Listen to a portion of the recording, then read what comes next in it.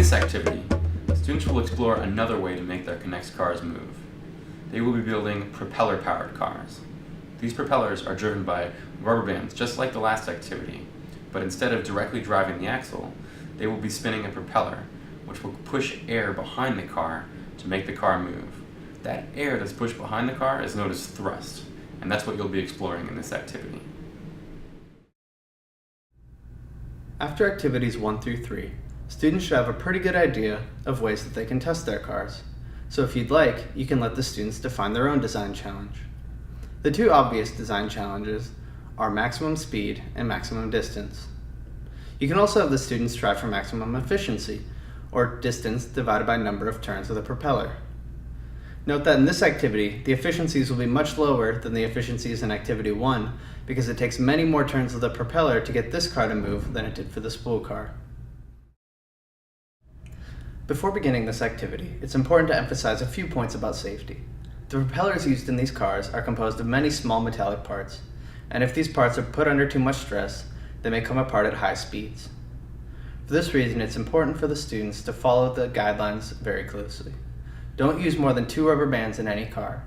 Don't use rubber bands that are stronger than the ones provided, and don't wind up the car so much that the connects begin to bend. Also, students should always wear safety glasses while winding in case anything goes wrong. The direction of the propeller is important. If you look closely, you'll notice that one end is approximately flat, while the other end slopes inward near the center.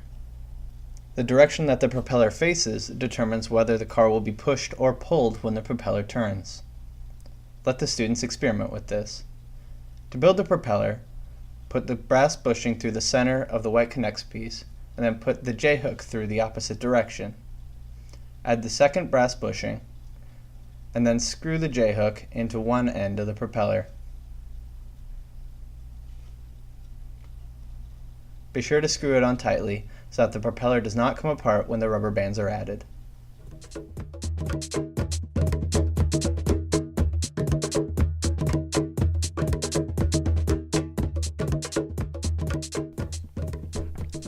The completed prototype is shown here. However, if your students are comfortable with Connects, you may choose not to give them the prototype instructions at all and have them design their own cars from scratch. To add rubber bands, take both ends of the rubber band and wrap them around the cross brace. Stretch both ends and hook them onto the J-hook. A second rubber band can be added using this exact same method.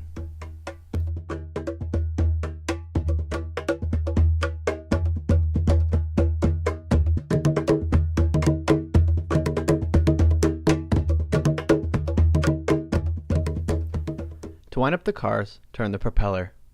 Note that students should always wear safety glasses when winding in case the propeller or rubber band breaks. The cars will work better wound up in one direction than the other, depending on the orientation of the propeller. Let the students experiment with this to figure out which direction their car works best. To let the car run, just let it go. As explained after Activity 2, use the same set of questions to help students think about and process Activities 2 through 5. Start by asking the students which designs they built worked best and why. Those groups that worked well, or even those people who saw groups working well, can usually identify a couple of things that made the cars work better or not so good. Then, you might ask them which cars didn't work so well and why not.